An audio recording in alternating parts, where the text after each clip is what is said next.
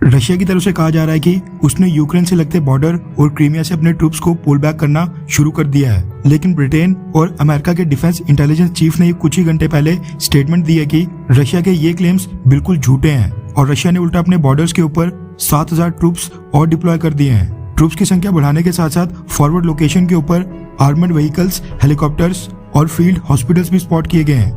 वहीं अमेरिका ने भी एक बार फिर फ्रेश वार्निंग देते हुए कहा है कि रशिया कभी भी यूक्रेन के ऊपर हमला कर सकता है। रशिया ने ट्रूप्स, टैंक्स, आर्मर्ड व्हीकल्स को पीछे लेने की वीडियोस भी जारी की हैं, लेकिन अमेरिका, ब्रिटेन और नाटो का कहना है कि इस बात का कोई पुख्ता सबूत नहीं है कि रशिया ने सच में अपने ट्रूप्स को वापस पीछे ले लिया है। नाटो देश रशिया पर विश्वास करने से बिल्कुल मना कर रहे हैं। अमेरिका के स्टेट डिपार्टमेंट के स्पोक्स पर्सन नेड प्राइस ने कहा है कि रशिया द्वारा यूक्रेन पर किसी भी समय हमला किया जा सकता है। हमें और पूरी दुनिया को इसके लिए रेडी रहना पड़ेगा। पिछले कल 16 फरवरी को यूक्रेन में डे ऑफ यूनिटी भी मनाया गया और यूक्रेन की सेना ने लार्ज स्केल के ऊपर मिलिट्री ड्रिल्स भी की। वहीं रशियन प्रेसिडेंट व्लादिमीर पुतिन ने एक बार फिर से मीडिया के सामने आकर बोला कि वो नहीं चाहते कि यूरोप में एक नई युद्ध की शुरुआत हो, इसलिए वो अमेरिका और नाटो देशों के साथ डिप्लोमेटिक लेवल पर टॉक्स को दोबारा से शुरू करने के लिए रेडी हैं। लेकिन रशिया अपने सिक्योरिटी इंटरेस्ट के ऊपर बिल्कुल भी समझौता नहीं करेगा। यानी व्लादिमीर पुतिन का कहना है कि रशिया अपने ट्रूप्स को वापस पीछे तो ले रहा है, लेकिन इसका ये मतलब नहीं है कि वो कमजोर पोजीशन में है और रशिया अपनी सिक्योरिटी डिमांड से पीछे बिल्कुल नहीं हटेगा। इसके साथ ही यूक्रेन से एक बड़ी खबर ये भी निकल कर आ रही है कि क्या यूक्रेन को नाटो सिक्योरिटी अलायंस को ज्वाइन करना चाहिए या फिर नहीं।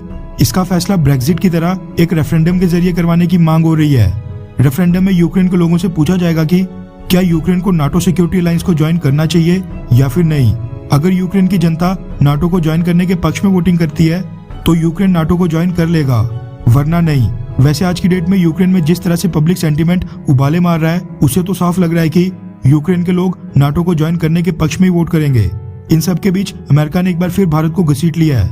ये तो सबको पता है कि भारत इस पूरे मुद्दे के ऊपर न्यूट्रल होकर बैठा है, लेकिन अब अमेरिका ने भारत को लेकर एक स्टेटमेंट दे दी है। रेफरेंस के लिए आपकी स्क्रीन के ऊपर द इकोनॉमिक टाइम्स के आर्टिकल का स्क्रीनशॉट है, जिसके मुताबिक अमेरिका ने कहा है कि हम उम्मीद करते हैं कि जब रशिया यूक्रेन को इन्वेड करेगा तो तब इंडिया अमेरिका के साथ आकर खड़ा होगा। रिपोर्ट्स के मुताबिक अमेरिका के विदेश मंत्रालय के स्पोक्स पर्सन नेड प्राइस ने स्टेटमेंट दी है कि भारत हमेशा ही रूल बेस्ड ऑर्डर का समर्थन करता है, यानी अंतर्राष्ट्रीय कानूनों का सम्मान करता है। ऐसे में हम उम्मीद कर रहे हैं कि जब रशिया यूक्रेन के ऊपर हमला करेगा तब भारत अमेरिका के साइड पर हमारे साथ ही खड़ा होगा। नेड प्राइस ने कहा कि ये तो क्वाड मीटिंग से भी स्पष्ट है कि Bharat rule based international order का समर्थन करता है और ये रूल बेस्ड ऑर्डर न सिर्फ इंडो पैसिफिक बल्कि यूरोप या फिर किसी और रीजन में भी बराबरी अप्लाई होते हैं। हमारे Indian partners rule based international order के सिद्धांतों के लिए पूरी तरह प्रतिबद्ध हैं, जिनमें से एक सिद्धांत ये भी है कि इंटरनेशनल बॉर्डर्स को बाय फोर्स दोबारा से रीड्रॉ नहीं किया जा सकता है।